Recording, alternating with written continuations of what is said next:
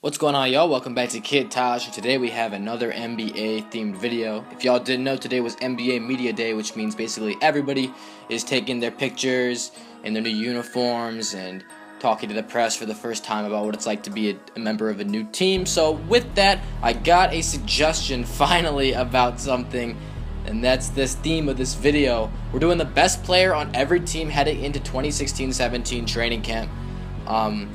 That's healthy, I think, because I don't know who's really. I know there's some players that are having like some surgeries, but I don't know exactly who is healthy and who isn't. So if I'm wrong about a couple of things, y'all just let me know about it. And again, these are all based off my opinion, and I'm gonna elaborate on the ones that might seem controversial. Some are very obvious, so I might probably not have to explain them. So let's start off. I'm gonna do this in alphabetical order. So we're gonna start off with. Oh, yeah, I should mention, this is just the Eastern Conference today. We're going to do the Western Conference hopefully tomorrow. Start off with the Atlanta Hawks. We're going with power forward Paul Millsap. Now, this really shouldn't be a question. Last season it might have been, but I still thought it was Millsap. Actually, with guys like Jeff Teague and Al Horford leaving the team, there really isn't a question about it. I didn't think there was before, but now there definitely isn't. Dwight Howard coming in, he's not really going to change that fact. He's more of a strictly defensive, athletic. I mean, he does a couple things, but he's not really helping your team win in as many ways as Paul Millsap is so multi-dimensional, and Howard can't really get on that level right now. Boston Celtics, the best player on the Boston Celtics. This is the first one that might be a little controversial. I'm going with newly acquired Al Horford. Yeah, I'm not saying Isaiah Thomas. Look, no disrespect to Isaiah Thomas, he's one of my favorite players, and I absolutely love watching him play. But I thought about this for a long time, and I came to the conclusion that Al Horford is just too good in every facet of the game. I mean, he scores from everywhere. He's a great shooter. Remember, at that center position, he gets rebounds, double-digit rebounds, good block numbers. He's a very good defensive player. He scores, rebounds, and defends at a high level. You really can't go wrong with that. I know he's not the typical superstar type player that puts up big numbers like Isaiah can have huge scoring nights, and that's great, but Isaiah doesn't contribute in all the areas of the game like Al Horford does. He's just not a very good defensive player. His playmaking is pretty good, but all in all, I just wouldn't say that he's good enough. He's a great player, but I just wouldn't put him ahead of Al Horford, at least for now. We'll see how things go during the season, but Thomas needs to really prove himself on that defensive end and become better there if he wants to surpass Al Horford, I think. The Brooklyn Nets are a terrible team for next year, but they have to have a best player on their team, and that guy is Brook Lopez. Brook Lopez doesn't have the most promising future, but to be honest, he's the most talented player on this team. He's going to probably lead them in scoring and rebounding next season. They're not going to win a lot of games, but it's really between him and Jeremy Lin, and I just think Brook has proved more in terms of his production and consistency than Jeremy Lin has. For the Charlotte Hornets, it's Kemba Walker. There was a little bit of discussion on this one because maybe Nicholas Batum slides in as an underrated choice, but I just wanted to say I just couldn't deny Kemba Walker. His leadership of this team in itself is huge. He really has brought them so far, and I just think that he's done so much in terms of everything he does, and that's putting him over the edge here. For the Chicago Bulls, I'm going with Jimmy Butler, and Butler I'm putting here because he really is the franchise in Chicago. He does so many things on the basketball court. Came into the league as an elite defensive player, but he's now a versatile threat in almost every facet of the game.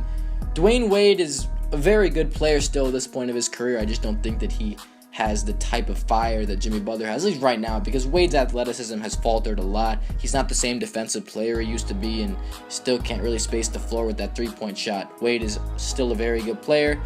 I just wouldn't put him ahead of Butler here because I think Butler's going to produce more, and he's a much better option on that defensive end of the floor.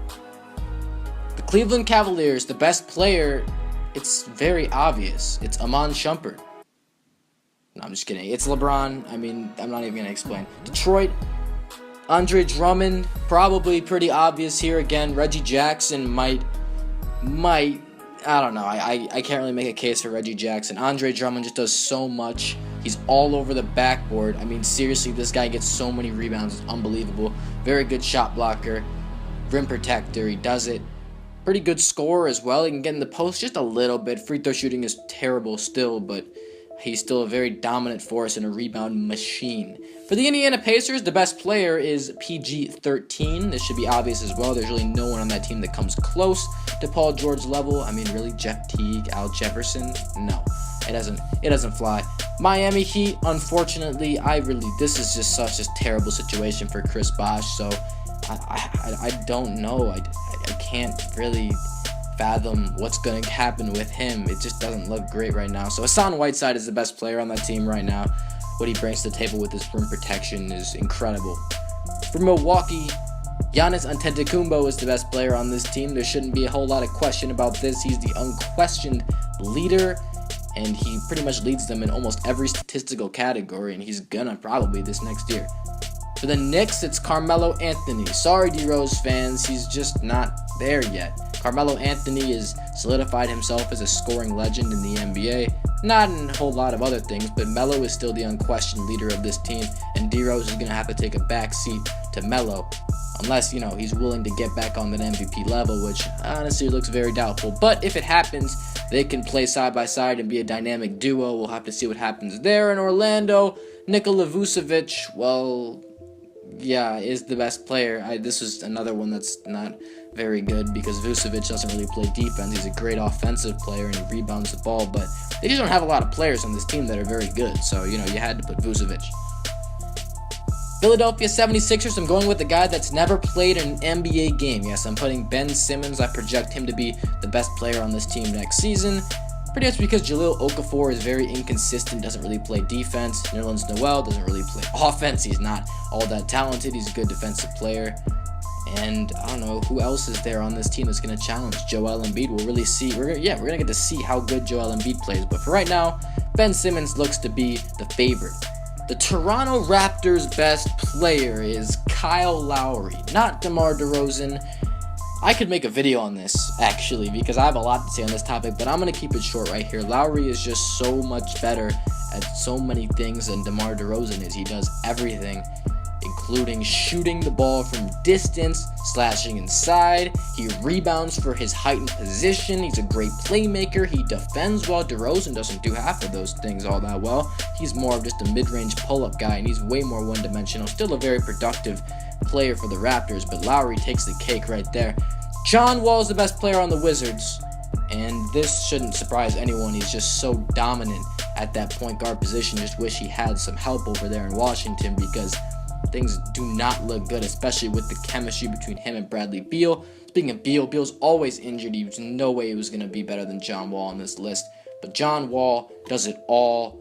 Great defensive point guard, playmaking point guard, and he can score the ball a good amount too. He's a very good all-around player. I just want to see him succeed and win and get to the playoffs again. I just really want to see that. So this has been my video, top best player on every single team in the NBA. I hope y'all enjoyed this one. Please like, comment, and subscribe for more of these videos, and I'm out. Thanks for watching, y'all. Peace.